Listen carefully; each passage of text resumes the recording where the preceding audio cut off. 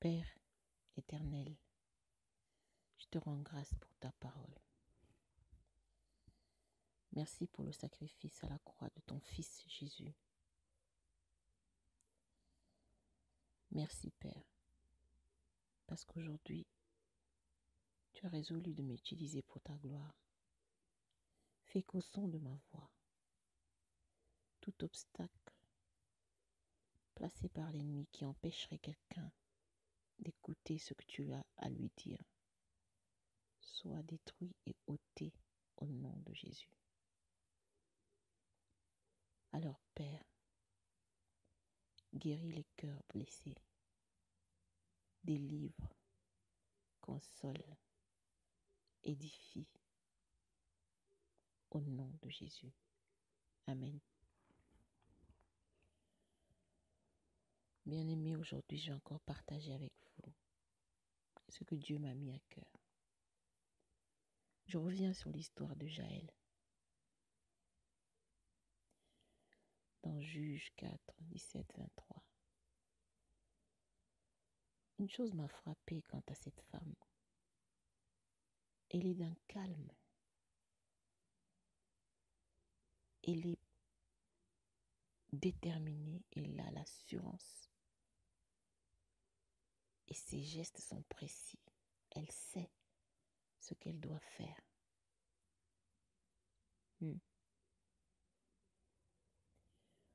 Quand nous lisons plus loin dans Juges 5, 6,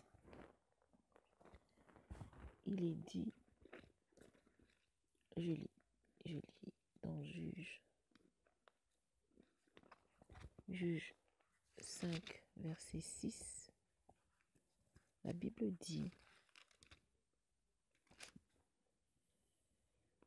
au temps de Shamgar, fils d'Anaph, au temps de Jaël, les routes étaient abandonnées. Cette femme,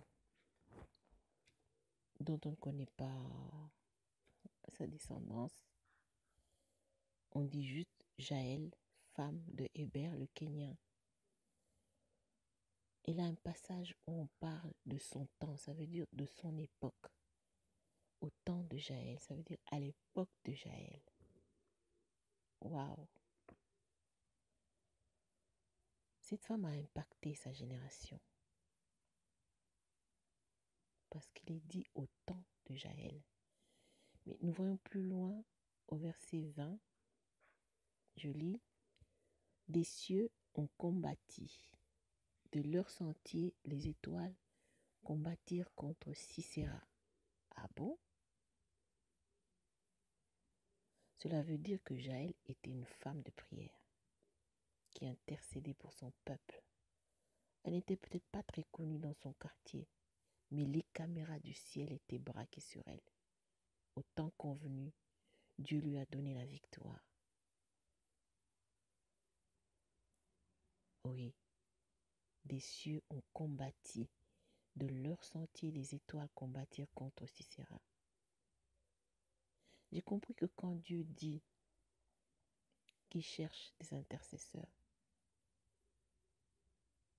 voyons dans Ézéchiel 22, 30. Ézéchiel 22, 30. Chapitre 22, verset 30. Il est dit, « Je cherche parmi eux un homme qui élève un mur, qui se tienne à la brèche devant moi en faveur du pays, afin que je ne le détruise pas, mais je n'en trouve point. » Eh bien-aimé, Dieu dit qu'il cherche un homme. Ça veut dire une seule personne qui se lève en prière et qui élève un mur, mur de prière, qui se tienne à la brèche devant le trône de grâce en faveur d'un pays. Une seule personne qui se tient devant Dieu, qui élève un mur, qui se tient à la brèche en faveur d'un pays peut sauver un pays. Et ainsi, Dieu ne va pas répandre sa fureur. Dieu cherche des intercesseurs. Bien-aimés. Et la Bible dit, nous ne combattons pas contre la chair et le sang, mais contre les autorités, les principautés, les esprits méchants dans les lieux célestes. Dans l'ancienne alliance, seul le prophète, le roi et le grand sacrificateur avaient le Saint-Esprit. Nous voyons les exploits. Mais aujourd'hui, nous avons le Saint-Esprit aussi. Et la Bible dit, il dit ceci de nous. Jésus dit dans Matthieu 11, 12, « Je vous le dis en vérité, parmi ceux qui sont nés de femmes, il n'en a point paru de plus grand que lui.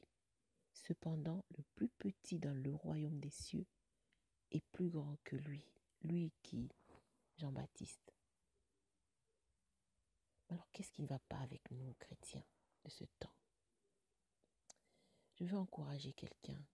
Si tu es né de nouveau, l'esprit que Dieu t'a donné est un esprit d'audace, esprit de témérité. Et ce n'est pas un esprit de timidité. Ne te minimise pas. Ne te minimise pas. Une seule personne qui se lève et le salut tombe sur toute la famille. Sur toute la famille, sur toute une ville, sur tout un pays. J'ai à cœur de parler de la famille aujourd'hui. Nous savons que la famille est la première église. Si elle va mal, à mon avis, qu'importe ce que fait une assemblée, mais si les familles qui la constituent sont malades, il ne peut pas y avoir des résultats. Si les familles qui constituent l'assemblée sont trempées dans l'hypocrisie, le paraître, les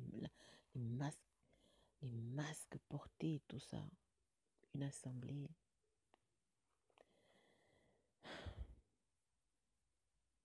ça ne peut donner que du vent. Parce que quand on rencontre Jésus-Christ, la résurrection, la vie, cela se voit, c'est concret. Alors bien aimés, ne nous laissons plus distraire par le diable et ses agents. Leur travail, c'est voler, détruire, tuer et égorger. Il n'est pas inquiété par quelqu'un qui va au culte tous les dimanches. Il te laissera y aller, même tous les jours. Quelqu'un qui fait des veillées, il ne craint pas une femme, un homme qui se lève, qui fait toutes les activités au niveau de l'assemblée. Et il va t'encourager même à y aller. Il craint une femme, un homme de prière. Il craint une femme, un homme trempé dans la parole de vérité. La Bible dit, faites toutes sortes de prières en tout temps, en tout lieu, priez sans cesse. Comment le Saint-Esprit nous apprend? À son école, tu seras étonné. Il t'amène de l'adoration à la louange, de la louange aux prières de combat aux prières d'action de grâce, prières de repentance. Il te conduira. Ta part à toi, lis la parole. Josué 1,8 dit que ce livre de la loi ne s'éloigne point de ta bouche. Médite-le jour et nuit pour agir fidèlement selon tout ce qui est écrit, car c'est alors que tu auras du succès dans toutes tes entreprises. Dieu nous demande aujourd'hui de racheter le temps, car les jours sont mauvais. Mes amis, les jours sont mauvais. Arrêtons de chercher qui du père, qui de la mère a fait faire naufrage à la famille. Ça, ce sont des distractions, oh là là, qui font rire le diable. Il n'est plus question de chercher à savoir qui du père, de la mère, des enfants fait faire naufrage à une famille. Nous savons tous qu'à la croix, Jésus a porté tous nos péchés, toutes nos difficultés, tous nos échecs, nos malédictions. Son sang nous lave de toute souillure. Alors en premier, repentons-nous sincèrement de nos péchés. Arrêtons de nous accuser mutuellement. Ah, les femmes d'aujourd'hui, ah, les hommes d'aujourd'hui, ah, les enfants d'aujourd'hui. Confessons nos péchés sincèrement. Repentons-nous, femmes, maman, mère, père, enfant. Lève-toi, confesse tes péchés, humilie-toi devant le Père éternel. Oh, Dieu résiste aux orgueilleux, mais il fait grâce aux humbles. Et la Bible dit aussi dans Actes 30, verset 31, Dieu, sans tenir compte des temps d'ignorance, annonce maintenant à tous les hommes en tout lieu qu'ils ont à se repentir. Père éternel, je viens devant toi, devant ton trône de grâce, implorer ta miséricorde pour nos parents. Nous n'avons pas toujours été à l'écoute de ta parole. Nous avons marché sans toi. Nous avons pris les chemins de travers. Pardonne notre légèreté, Seigneur. Ô Père, sois apaisé à notre rencontre. Nous avons oublié nos responsabilités et nous avons focalisé sur des futilités. Pardon, Seigneur. Nous avons manqué nous-mêmes d'honorer nos parents. Ô Dieu, aie compassion, parce qu'à notre tour, nous sommes parents. Et cela, Seigneur, comment nos enfants s'y retrouveront. Nous avons failli dans notre rôle d'époux, d'épouse, de parents. Père éternel, tu ne rejettes pas un cœur qui s'humilie. Oh Seigneur, j'endosse les péchés des pères et des mères. J'endosse les péchés des parents. Je t'en supplie. Aie compassion de nous. Aie compassion, Seigneur. Pardonne notre incrédulité. Pardonne notre méchanceté. Oui, nos enfants nous reprochent notre méchanceté. Seigneur, j'ai entendu beaucoup d'enfants pleurer. J'ai entendu beaucoup d'enfants dire, ma mère est méchante, mon père est méchant.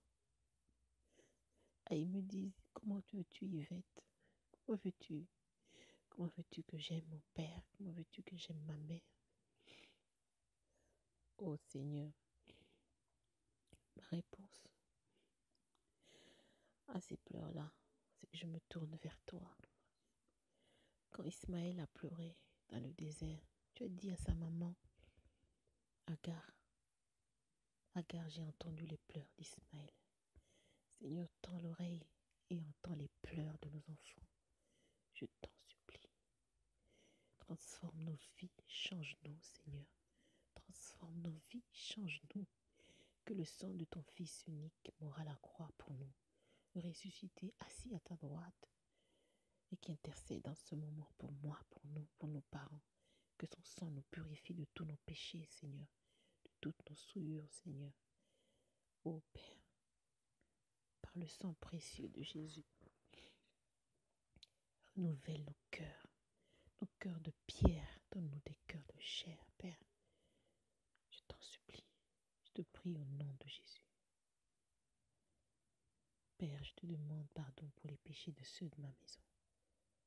Aide-nous à nous pardonner mutuellement et avancer selon ta parole.